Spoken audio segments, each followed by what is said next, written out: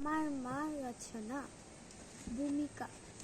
মা হলেন পৃথিবীর সবচেয়ে আমার আপনজন। আমার মা আমার জীবনের সবচেয়ে গুরুত্বপূর্ণ মানুষ। তিনি আমাকে ভালোবাসেন, আমার যত্ন নেন এবং আমাকে ভালো মানুষ হতে শেখান। আমার মায়ের পরিচয়। আমার মায়ের নাম রোকেয়া আক্তার। তিনি খুব সুন্দর এবং হাসি খুশি থাকেন। আমার মা সব সময় আমার পাশে থাকেন।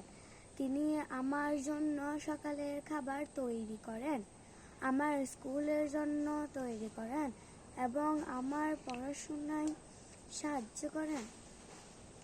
তিনি আমার বান্ধবীদের খুব ভালোবাসেন এবং তাদের সঙ্গে হাসি মুখে কথা বলেন। আমার মায়ের কাজ। আমার মা ঘরের সব কাজ খুব যত্ন করে করেন। তিনি রান্না করেন, ঘর পরিষ্কার রাখেন। তিনি আমাকে গল্প বলেন, যা আমার খুব ভালো লাগে। আমার মা আমাকে সত্য কথা বলতে এবং ভালো মানুষ হতে শেখান। যখন আমি অসুস্থ হই, তিনি রাত জেগে আমার পাশে থাকেন এবং আমার যত্ন নেন।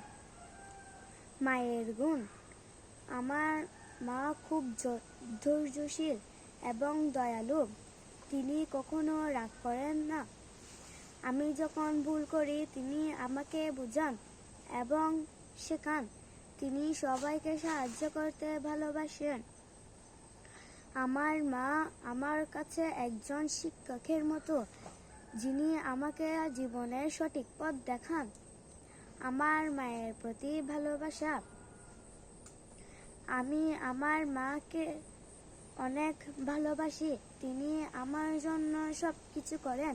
আমি বড় হয়ে মায়ের সব ইচ্ছা পূরণ করতে চাই। আমি চাই আমার মা সব সময় হাসি খুশি থাকেন। আমি প্রতিদিন আল্লাহর কাছে দোয়া করি যেন আমার মাকে সুস্থ ও ভালো রাখেন। উপসংহার। মা হলেন পৃথিবীর সবচেয়ে মূল্যবান সম্পদ। আমার মা আমার জীবনের আলো। তার ভালোবাসা ও যত্ন ছাড়া আমি কিছুই না। আমি সবসময় আমার মায়ের কথা মানব এবং তাকে খুশি রাখার চেষ্টা করব। ধন্যবাদ।